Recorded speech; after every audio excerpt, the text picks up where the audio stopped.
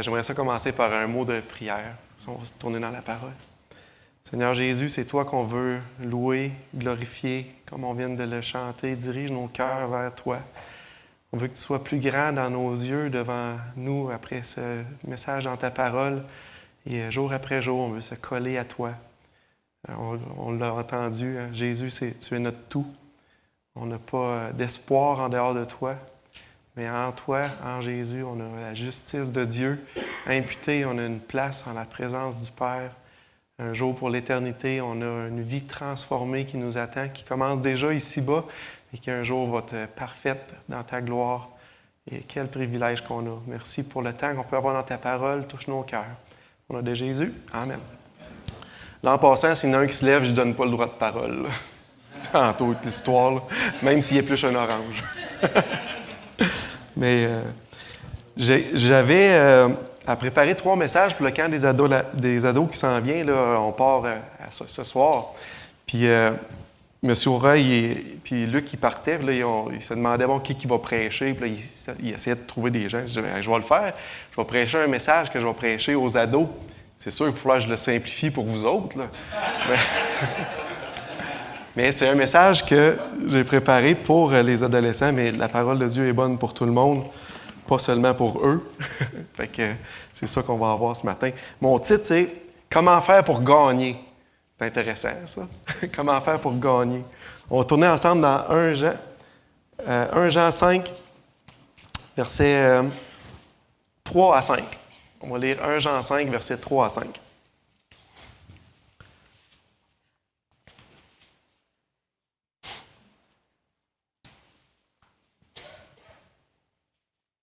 Avant qu'on lise ça, je vais vous donner c'est quoi le thème du camp pour le camp des ados qui a été choisi. Habituellement, je vais vous avouer, ça fait plusieurs années que je vais au camp des ados puis je suis jamais le thème.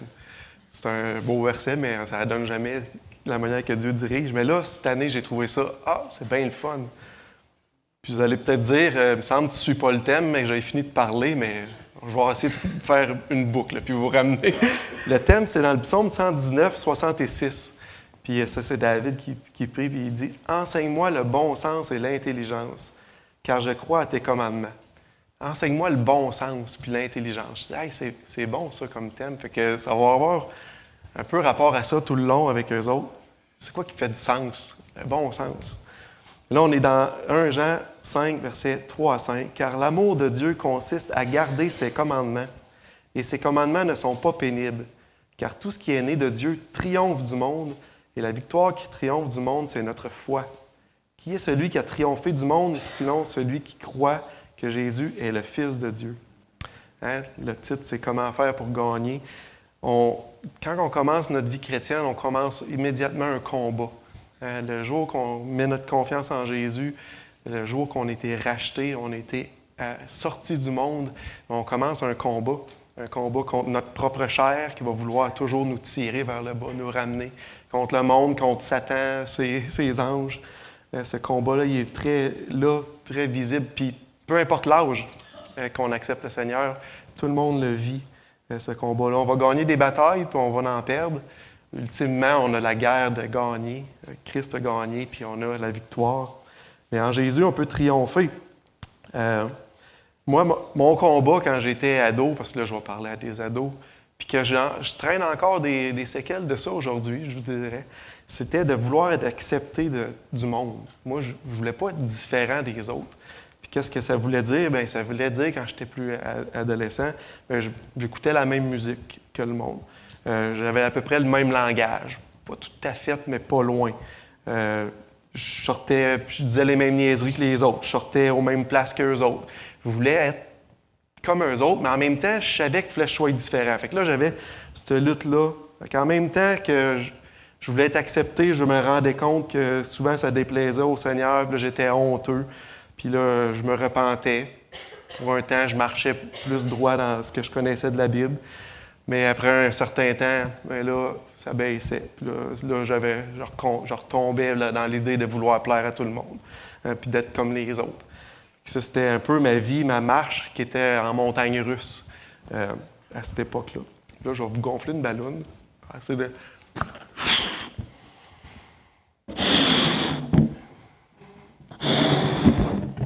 pas la gonfler trop, pour qu'elle pète puis que je sois capable de l'attacher. Ma vie, là, ça ressemblait, ma vie chrétienne, moi, c'était comme essayer, vous connaissez le jeu, il ne faut pas que la ballonne touche à terre. Puis là, tu frappes, puis là, tu essaies de la garder dans les airs. Mais ça ressemblait un petit peu à ça, ma vie chrétienne. C'était comme, là, je me forçais, là, il faut que je réussisse, puis là, je la frappais, puis là, je vais réussir, puis là, j'étais mieux, puis je me sentais mieux en dedans de moi parce que je m'étais forcé. Puis... Mais savez-vous quoi? Ça ressemble à tout ce que les religions enseignent. Les religions dans le monde, ça l'enseigne ça. Hein? Même des fois, des gens qui se disent chrétiens vivent ça, puis on le vit même comme chrétiens des fois, où ce qu'on se garde motivé en s'efforçant. Efforce-toi de faire ça, d'être une bonne personne, sois généreux, sois travaillant, plein d'amour pour les autres.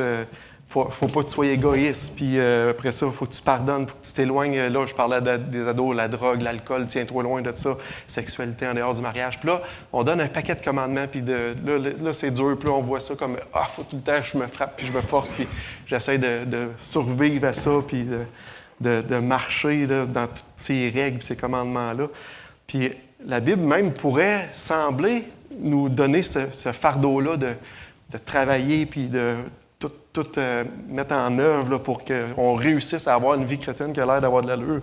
Dans la Bible, il y a plus que 600 commandements. Quoi faire, quoi pas faire, comment plaire à Dieu.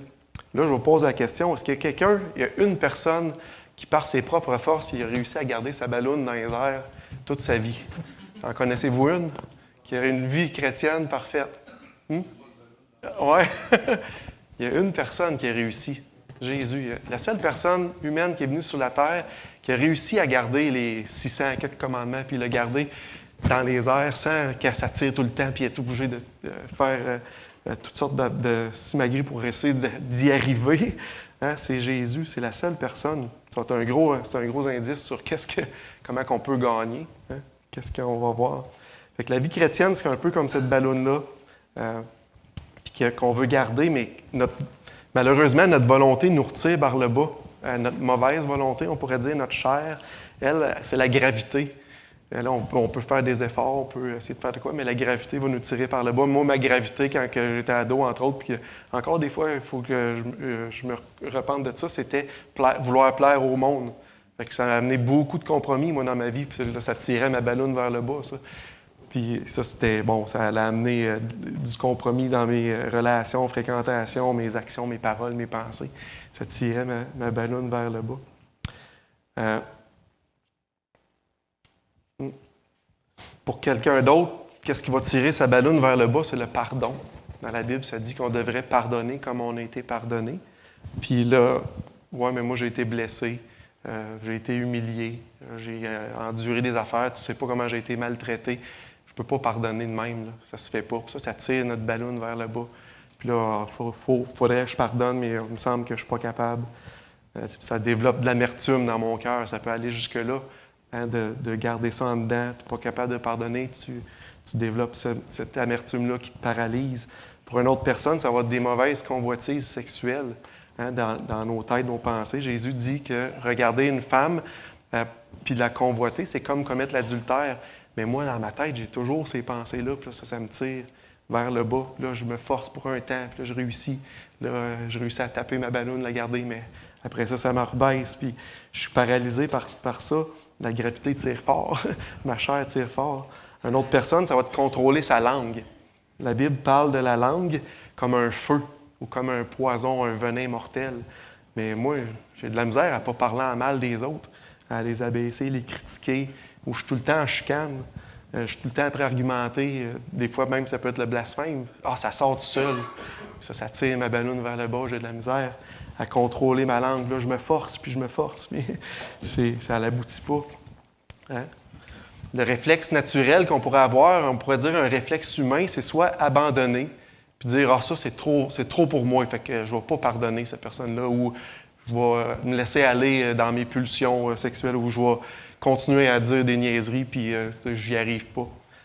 Ça pourrait être un des réflexes, abandonner, se relâcher. L'autre réflexe, ça pourrait être je me relève les manches puis là, je vais me forcer avec un peu de remords puis un peu d'effort, puis je vais me discipliner puis là, je vais frapper ma ballonne puis là, je vais réussir à de mieux en mieux la garder dans les airs.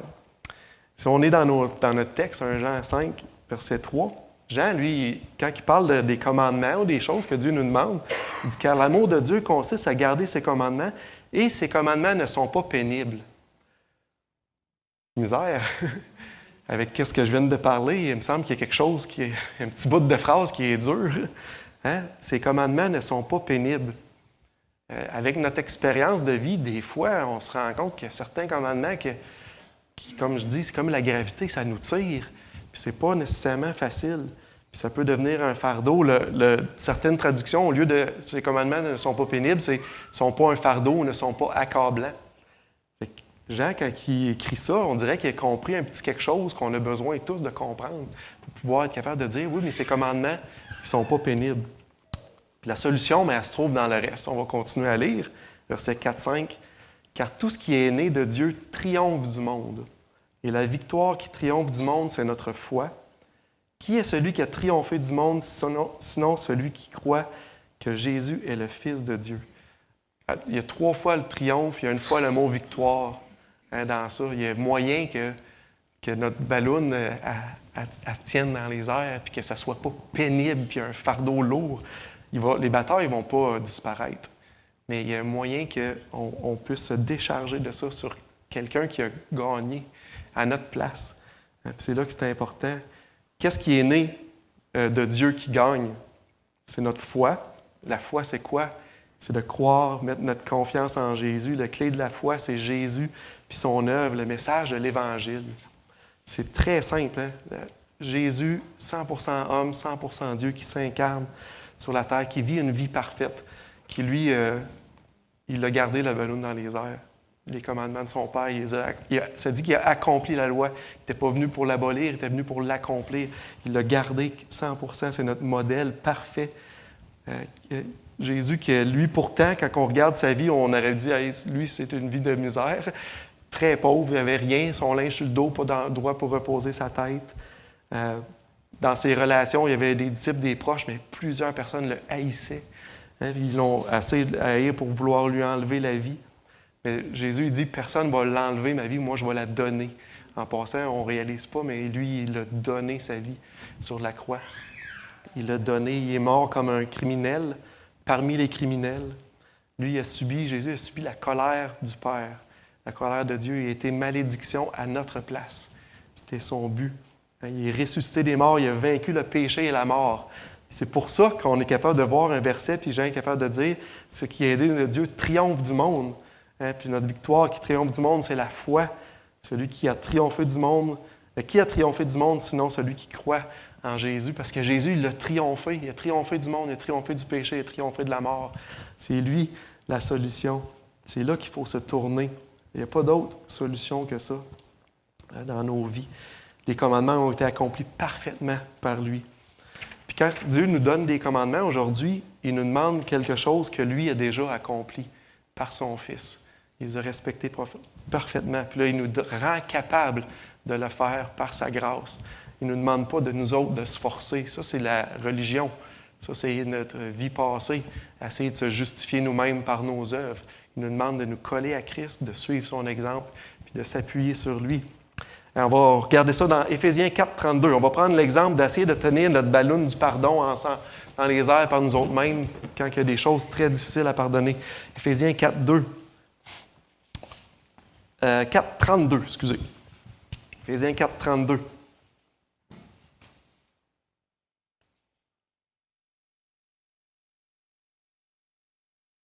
Soyez bons les uns envers les autres, compatissants, vous pardonnant réciproquement. Si j'arrêtais ça là, on pourrait sentir un fardeau. Hein? Soyez bons, compatissants, puis pardonnants. Puis là, tu es là, oh, OK, il faut que je fasse, il faut que je me force. Puis là, après ça, on voit Dieu l'a fait. Comme Dieu vous a pardonné en Christ. Là, on voit comment on est capable de pouvoir le faire. On a reçu le pardon de Dieu en Jésus. Fait que maintenant, on est capable de pardonner. On est capable de donner ce qu'on a reçu. Dieu ne nous demande pas de le produire par nous-mêmes. Il dit, je vous l'ai donné. Là, maintenant, vous pouvez le donner aux autres. Alors, on est capable de le faire parce que lui, il l'a produit pour nous, il l'a fait pour nous. Hein? On pourrait prendre l'exemple de garder notre ballon dans les airs. Dans la Bible, ça dit « Aime Dieu de tout ton cœur, de toute ton âme, de toute ta force, de toute ta pensée. » Quand on pense à ça, qui est capable de faire ça? Il n'y a pas personne qui va jamais être capable de faire ça. Dans 1 Jean 4, 19, ça dit « Pour nous, nous l'aimons parce qu'il nous a aimés le premier. » On a reçu l'amour de Dieu, puis on a reçu l'amour de Christ. Par son esprit, maintenant, on produit, un des fruits produits, c'est l'amour. Là, on est capable d'aimer Dieu. Dieu ne nous demande pas « Produis l'amour pour moi ». Dieu nous l'a donné, son amour en Jésus. Puis là, on peut lui redonner l'amour. Hein, on n'a pas intrinsèquement en nous la capacité de produire de l'amour pour Dieu, un amour de cette façon-là, mais lui, il nous le donne. Il nous le donne comment? En Jésus. Il nous l'a donné en Christ. C'est en lui qu'on reçoit cet amour-là. On pourrait avoir la balloune de la pureté sexuelle, d'avoir nos pensées dirigées constamment vers lui, puis pas vers les convoitises de la chair. On va tourner dans 1 Corinthiens 6, 18. 1 Corinthiens 6, 18.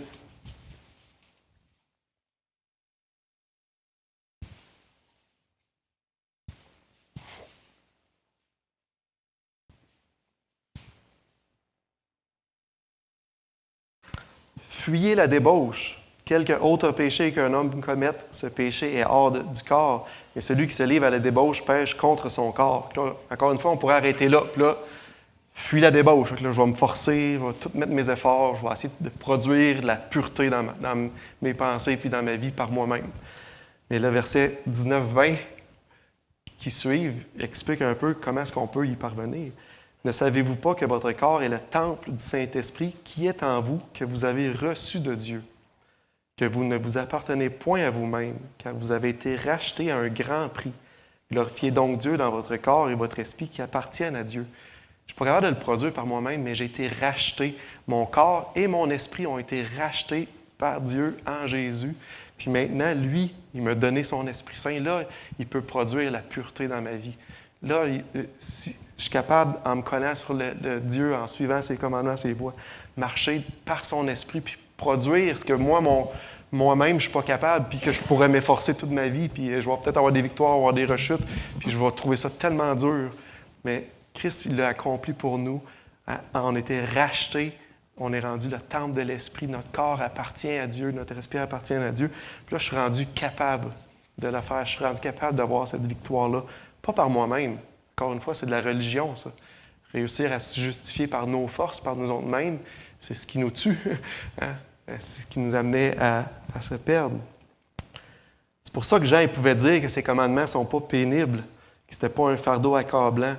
Dieu ne nous demande pas des choses qu'il ne nous a pas données, qu'il ne nous a pas équipées pour le faire.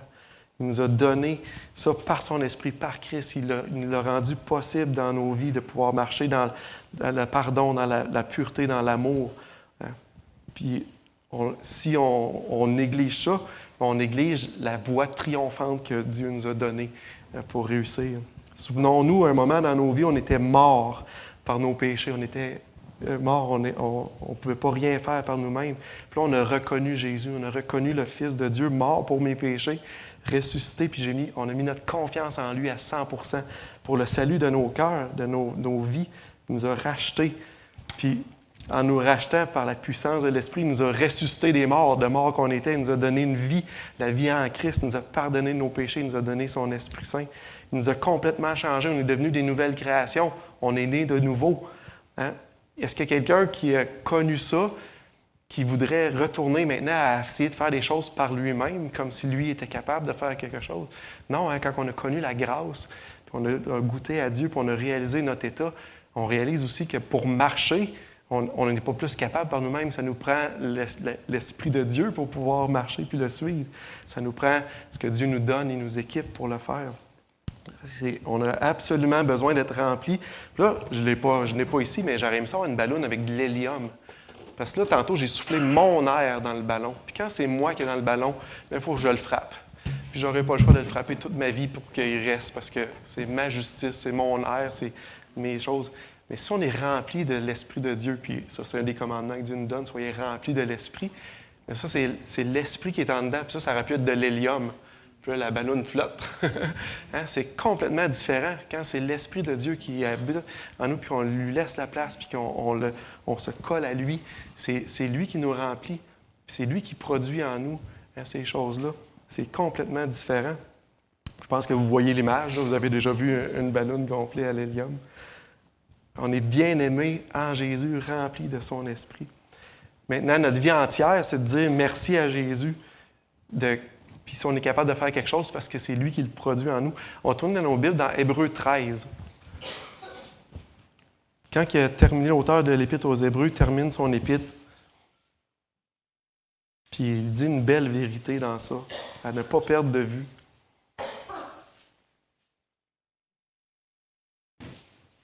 Hébreux 13. Que le Dieu de paix, qui a ramené d'entre les morts, verset 20, excusez, je n'ai pas dit le verset 20-21. Que le Dieu de paix, qui a ramené d'entre les morts le grand berger des brebis, par le sang d'une alliance éternelle, notre Seigneur Jésus, vous rende capable de toute bonne œuvre pour l'accomplissement de sa volonté, qu'il fasse en vous ce qui lui est agréable par Jésus-Christ, pas par vous-même, par Jésus, auquel soit la gloire au siècle des siècles. Amen. Quand ça dit, là, verset 21, que le Dieu vous rende capable, c'est qu'il forme en vous, dans les petits commentaires, j'avais vu, qu'il vous redresse, qu'il vous prépare, qu'il vous répare, qu'il vous restaure. C'est Dieu qui le fait en nous, par Jésus, pas par vous-même. Par lui, c'est Dieu qui nous rend capable de le faire. Il ne faut pas perdre ça de vue. Aujourd'hui, si je boite dans ma vie, puis je l'ai dit tout à l'heure, on a tous des combats, on va tous avoir des moments difficiles. Puis on a tous ces combats-là contre la chair, contre le monde, contre Satan. Puis si je boite dans ma vie, puis si je vois, ça va bien, peut-être ça va bien aujourd'hui, puis vous êtes collés sur le Seigneur, puis là, ça avance, puis ça va bien. Fait que là, vous voyez des gens boiter autour de vous autres. Qu'est-ce qu'ils ont besoin? Est-ce qu'ils ont besoin de plus de commandements, plus de discipline, plus de critiques, plus de « faites des efforts, let's go ». C'est tout ça qu'ils ont besoin avec ce qu'on vient de voir. Si c'est ça notre approche personnelle envers quelqu'un dans la misère ou envers nous autres, mais on est après leur dire ou se dire « mais let's go, t'es capable, vas-y, lâche pas ». On est après à essayer de frapper notre ballon encore par nous-mêmes. C'est pas ce qu'on a besoin. Si on a des luttes, on a ces changements-là. On pourrait prendre ça un petit peu comme les résolutions du jour de l'an. Ça ressemblerait à ça. Là, on s'en vient bientôt là. On pourrait se dire, je vais faire de l'exercice, je vais couper le dessert, Mais on pourrait prendre ce genre de résolution-là, puis moi, je l'ai faite comme croyant. Là, je vais me forcer plus, je vais apprendre des versets par cœur ou je vais faire ça. Puis chaque fois, c'est des choix louables. Mais c'est comment on veut le faire. Est-ce qu'on veut le faire par nos propres forces, pour se justifier nous-mêmes, pour se sentir bien, ou on veut le faire pour dire merci au Seigneur pour tout ce qu'il a fait pour nous, puis de se rappeler de ça, puis notre motivation va changer complètement le sens. C'est quoi la différence? Ça va fonctionner un temps, une résolution, souvent ça fonctionne un temps, puis ça s'étouffe, on manque de force, d'énergie. On retourne dans 1 Jean 5. Je vais lire souvent ce verset-là, 1 Jean 5, versets 4 à 5. Juste pour que ça rentre dans nos cœurs, la parole de Christ. 1 Jean 5, 4 à 5. Car tout ce qui est né de Dieu triomphe du monde. Si on veut gagner, ça passe par la nouvelle naissance. La victoire qui triomphe du monde, c'est notre foi. C'est en qui on a mis notre confiance. Qui est celui qui a triomphé du monde? On pourrait dire le monde, la chair contre le Satan. Qui est-ce qui va triompher? Sinon celui qui croit que Jésus est le Fils de Dieu. Ça va passer par notre relation proche avec Christ, le triomphe. Ça ne va pas passer par nos efforts de se forcer. La victoire était acquise à la croix, puis on l'a reçue. Les vrais changements, ça s'opère à la croix. C'est là qu'on passe de la mort à la vie.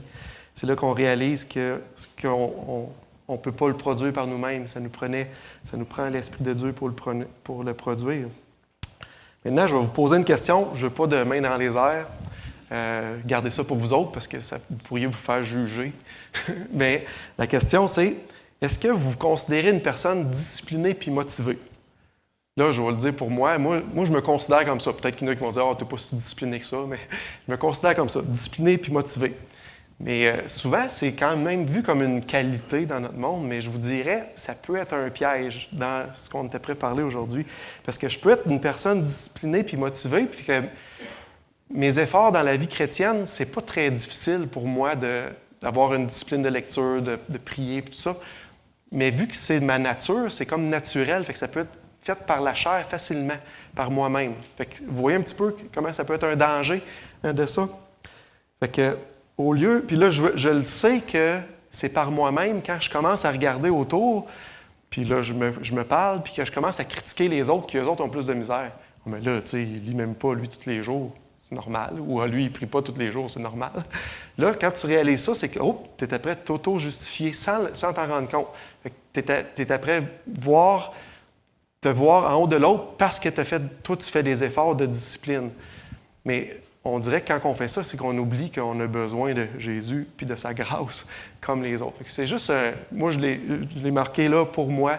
Si vous êtes des gens disciplinés de nature, puis peut-être que vous le faites pour la gloire de Dieu, puis par sa force, puis tant mieux. Puis je pense que la plupart du temps, c'est comme ça que c'est fait. Mais quand on commence à avoir l'esprit critique, c'est qu'on a un esprit de jugement qui nous place en haut. Il faut faire attention à ça, cette partie-là. On devient religieux. Hein? Fait qu'il faut faire juste attention d'être rempli de l'esprit. C'était une parenthèse. C'est un bonus que je vous donne.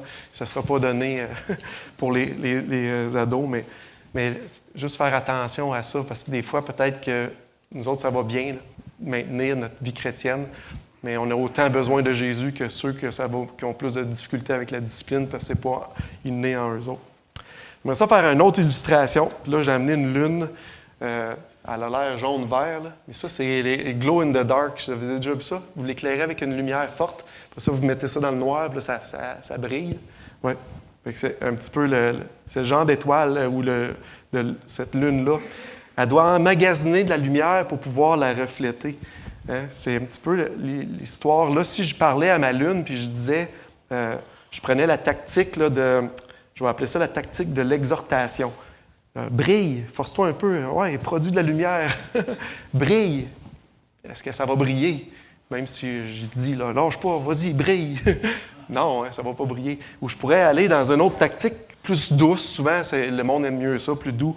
La tactique de l'encouragement. Ah, vas-y, tu es une belle lune, tu es capable. Tu vas voir, tu vas réussir. Tu as ça en toi. Ça va sortir tout seul. Est-ce qu'elle va briller plus pour autant? Non, hein, elle ne va pas briller plus pour autant. Vous voyez un petit peu l'image.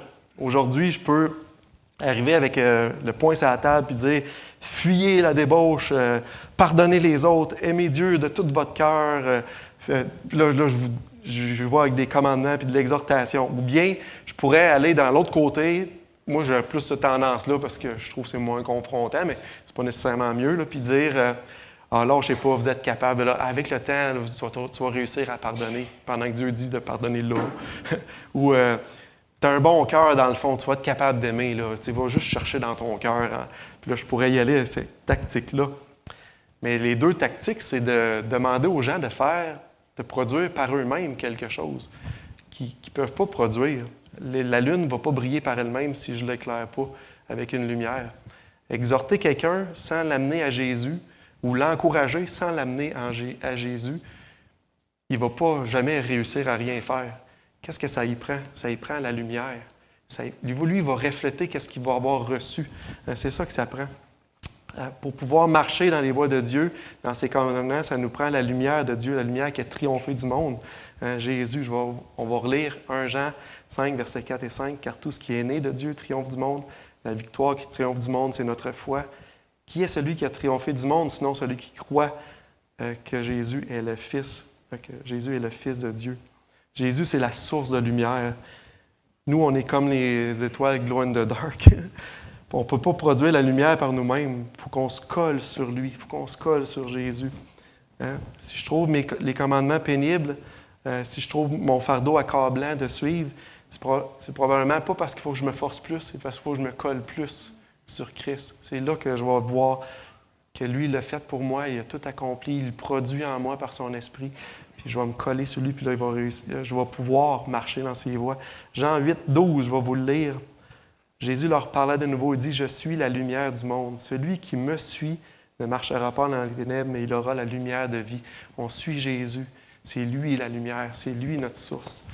Dans Jean 15, 5, Jésus a dit « Je suis le cep. Vous êtes les serments, celui qui demeure en moi, attaché, branché avec le cep sur le tronc. Celui-là qui demeure en moi va porter beaucoup de fruits, car sans moi, vous ne pouvez rien faire. » Vous vous souvenez de mon histoire? Je ne suis pas capable de me garder dans les airs par moi-même. Sans Jésus, je ne suis pas capable. Je ne suis pas capable de briller par moi-même. Sans Jésus, je ne suis pas capable. Je dois me coller sur lui. Je dois être tout le temps avec lui, près de lui. Je vais vous donner 2 exemples de ça. Une dans l'Ancien Testament, puis une expérience de vie que peut-être que vous avez vécu, vous autres aussi, quelque chose de semblable. On va tourner dans Exode 34. Vous allez voir l'image. C'est pas nous autres qui avons inventé la notion de glow in the dark. Ça existait déjà dans la Bible. Même ça brillait même le jour. Exode 34, on va lire les versets 28-29.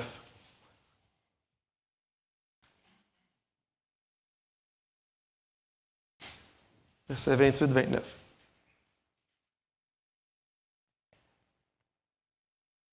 Moïse fut là avec l'Éternel 40 jours et 40 nuits. Il était sur le mont Sinaï. Il recevait la 2e fois les commandements. La première fois, il avait cassé les tables. Il ne mangea point de pain, il ne but point d'eau. Et l'Éternel écrivit sur les tables les paroles de l'Alliance, les 10 paroles, c'est les 10 commandements. Moïse descendit de la montagne de Sinaï, ayant les 2 tables du témoignage dans sa main. En descendant de la montagne, il ne savait pas que sa peau de son visage rayonnait, parce qu'il avait parlé avec l'Éternel. La notion de quand tu te colles sur la lumière, tu produis la lumière. Moïse, il était avec Dieu pendant 40 jours, 40 nuits. Ça dit qu'il n'a pas bu, il n'a pas mangé. Dieu le remplissait par sa présence. Il n'avait pas besoin de rien d'autre. Puis je pense qu'un jour, on va être au ciel, on va voir Dieu, on va briller de la même manière que Moïse a brillé avec lui. On va être dans sa présence. Puis il avait accumulé la présence de Dieu. Puis là, quand il est descendu, il ne réalisait pas, mais il brillait parce qu'il avait été collé sur l'Éternel, sur le Seigneur. Se coller sur Dieu va produire quelque chose. Ça va le produire parce que c'est Dieu qui va le produire en nous. Ce ne sera pas nos efforts. Ce ne sera pas nous autres qui va se forcer et qui va le faire. C'est Dieu qui va le faire. L'exemple que je voulais vous donner, c'est quelque chose que moi j'ai expérimenté, puis peut-être que d'autres ont expérimenté. On passait une semaine de camp ici au camp Hébron. Pendant plusieurs années, on a fait les camps d'hiver, on fait les camps d'été. Pendant une semaine de temps, on reçoit un message matin et soir. On est entouré de chrétiens, plusieurs qui sont là, des moniteurs qui veulent servir les prédicateurs, les gens à la cuisine, qui aiment le Seigneur, puis qui veulent communiquer ça aux jeunes. Fait qu'on était là comme jeunes, ados, puis on se faisait communiquer ça, puis on est baignés dans ça. On a des chants qui glorifient le Seigneur, il y a des témoignages que les gens disent qu'est-ce que Dieu a fait de leur vie, puis on est là, on est baigné dans ça. On a un culte personnel, puis si on manquait de discipline, mais là, on n'a pas le choix, on est dans des temps de cabine que de telle heure à telle heure, mais c'est du temps que tu lis ta Bible, fait que, je vais lire ma Bible. Puis on se plonge pendant une semaine de temps, non-stop, puis tout ce qu'on fait a rapport au Seigneur. Mais moi, dans ma vie, je ne sais pas combien de fois, j'ai été dans plusieurs camps, quand je revenais, je n'étais pas la même personne. Pour un temps, là, je flottais sur des nuages. Mais pourquoi? Pourquoi que c'était comme ça? Je venais de passer une semaine de temps collé sur Jésus, sur l'Évangile, avec des frères et sœurs. Puis après ça, on retombe dans notre quotidien. Là, c'est plus obligatoire. Là, tu t'éloignes tranquillement. Puis là, ta lumière baisse. La balloune commence. La balloune que tu as l'impression qu'elle va rester en haut tout seul. Puis ça va tellement bien parce que tu viens de passer une semaine. Mais là, il y a quelqu'un qui t'appelle. Il se passe de quoi? Puis là, ça redescend, ça redescend. Puis là, je vous demande pourquoi ça redescend. Bien, parce qu'on s'est éloigné de la source de lumière. Parce qu'on s'est éloigné du Seigneur. Là, on commence à trouver des choses pénibles que là, on ne trouvait plus pénibles. Je pense que vous voyez la différence. Puis qu'est-ce qu'il y en est. Notre victoire sur notre chair, sur le monde, Satan, ça passe seulement par Jésus.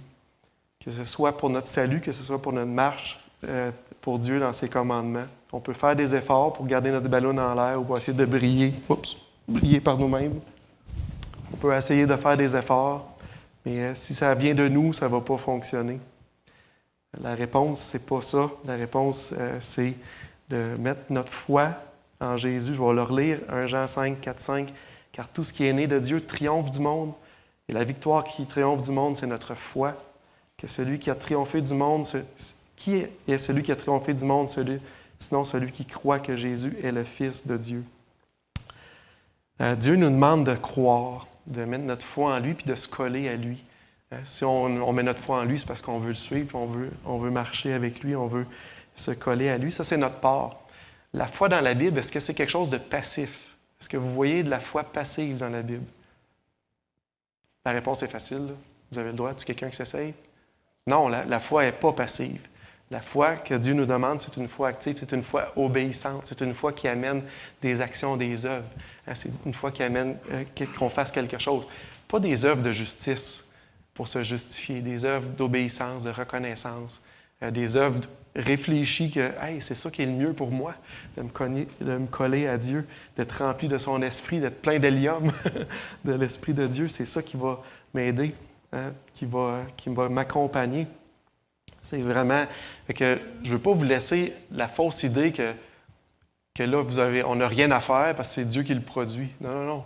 Dieu nous demande une foi active, obéissante, une foi qui veut se coller sur lui, sur son Fils, sur qu'est-ce qu'il a fait. Puis là, avec ça, il va le produire en nous. Si je me colle sur Jésus et que je comprends son pardon, eh bien, je peux manifester son pardon à d'autres. Si je me colle sur Jésus puis je comprends qu'il a racheté mon corps puis mon esprit, alors je peux utiliser mon corps puis mon esprit pour le glorifier. Si je me colle sur Jésus puis je vois son amour pour les perdus, alors je peux témoigner de son amour à d'autres. Si je me colle sur Jésus puis je vois son dédain pour l'hypocrisie, il y a un passage là-dessus au complet, bien alors je vais marcher dans la vérité.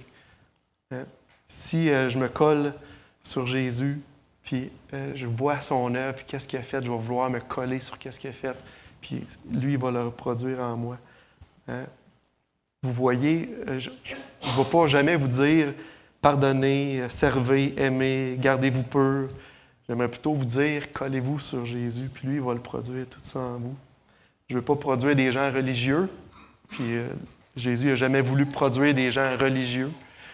Même, il y a eu beaucoup de confrontations avec les religieux de son temps. Puis qu'est-ce qui les amenait? Il les amenait toujours à lui. Croyez en moi. C'est là qu'il les amenait. Mon désir, c'est que nos vies soient centrées sur Jésus, sur son œuvre parfaite. Puis c'est en se collant à lui, en le cherchant davantage, que là, on va avoir la victoire dans nos vies. Il y a un verset qui est cher pour plusieurs, j'en suis sûr. Pour moi, ma femme, c'est le verset qui a touché son cœur quand elle a 19 ans, quand elle a été sauvée. Ça dit dans Jean 17,3 « Or, la vie éternelle, c'est qu'ils te connaissent, toi, le seul vrai Dieu et celui qui t'a envoyé Jésus-Christ. » La vie éternelle, la vie abondante, la vie de victoire, c'est la vie en Jésus, c'est la vie collée sur lui. C'est lui qui va triompher. Je vais relire 1 Jean 5, versets 4 et 5. Car tout ce qui est né de Dieu triomphe du monde, et la victoire qui triomphe du monde, c'est notre foi. Qui est celui qui a triomphé du monde, sinon celui qui croit que Jésus est le Fils de Dieu. Fait que cette année, avant de prendre la résolution de « je vais faire plus de ça, je vais faire plus de ça, je vais faire plus de ça », pensez à prendre la résolution « je vais me coller au Seigneur, je vais me coller à celui qui va le produire en moi, c'est lui qui peut le faire ». Je reviens à Psaume 119, 66, le thème pour le camp. « Enseigne-moi le bon sens et l'intelligence, car je crois à tes commandements. » Est-ce que ça fait du sens de se coller à Jésus? Amen. On va finir avec un mot de prière. Seigneur Jésus, tu as accompli ce qu'on n'aurait pas pu faire pour racheter nos âmes, pour faire de nous un peuple racheté, un royaume de sacrificateurs pour Dieu le Père. Tu as transformé nos vies, tu as fait de nous des nouvelles créatures. Et pardon, Seigneur, si on pense qu'on peut faire quoi que ce soit par nous-mêmes, Seigneur, sans remettre à toi. C'est toi qui es l'agneau de Dieu parfait, c'est toi qui as vaincu la mort, le péché, qui donne la vie abondante. C'est à toi qu'on veut se coller, c'est toi qu'on veut imiter, marcher dans tes voies. Seigneur, remplis-nous de ton esprit, qu'on se colle à toi, que tu nous montres à ta lumière ce qui doit... On doit se dépouiller et que tu nous revêtes de ta justice, Seigneur. Et tout ça pour ta gloire, ta plus grande gloire. Oui, on a hâte, Seigneur, de te voir comme tu es glorieux en ta présence. Bénis chacune des personnes qui ont entendu ta parole ce matin et se tournent vers toi par la foi triomphante, la foi obéissante, une foi qui produit un fruit qui te glorifie. Au nom de Jésus-Christ, amen.